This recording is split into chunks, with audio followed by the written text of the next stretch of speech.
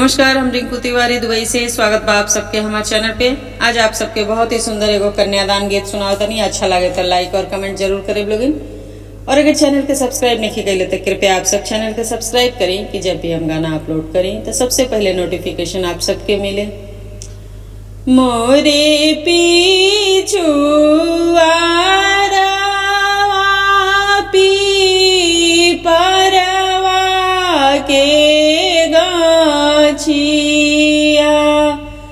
झुरु झुरु बाहेला बेयार मोरे पीछू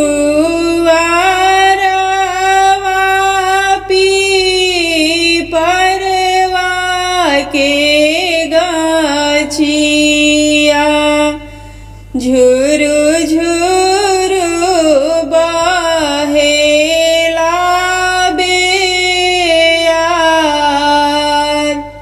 तही तराया पाना पापा पलंगा बिछाइले सोई रहिले नीराभेद ताही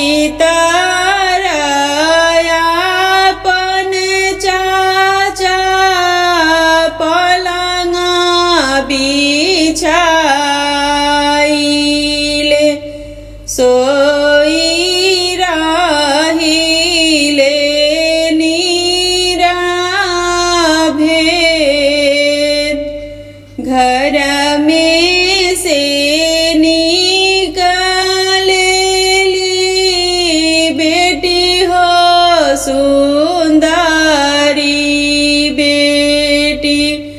पापा से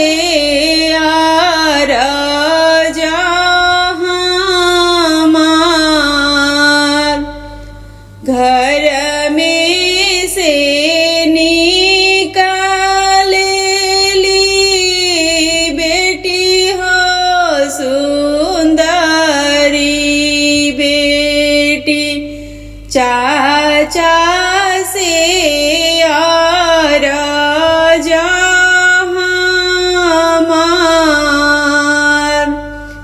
जेकरा ही घरे पापा धियावा कुंवारी से कैसे सोवे नीराभेद जेकरा ही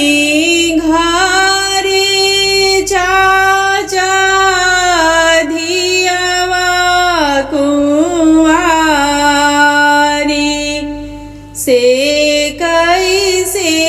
सोवे नीराभेद कुछ नींद जागिले कुछ नींद सोइले कुछ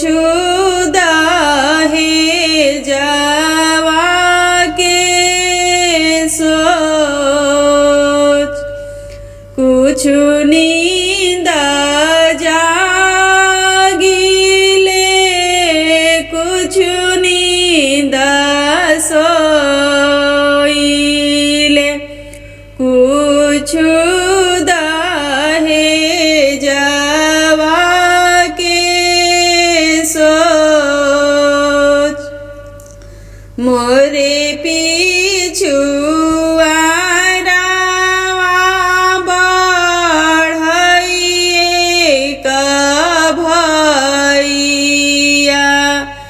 काठे के पिंजड़वा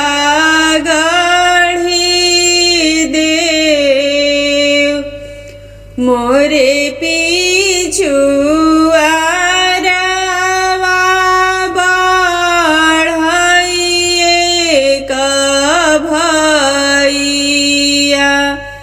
काठे के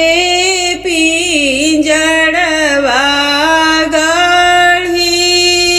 देव, ओही पिंजड़ा हम धिया छिपइबो, हटी जाई दहेजवा के सोच, ओही पिंजड़ा हम आपन धियावा छिपइबो, हटी जाई दहेजवा के सोच, मोरे पी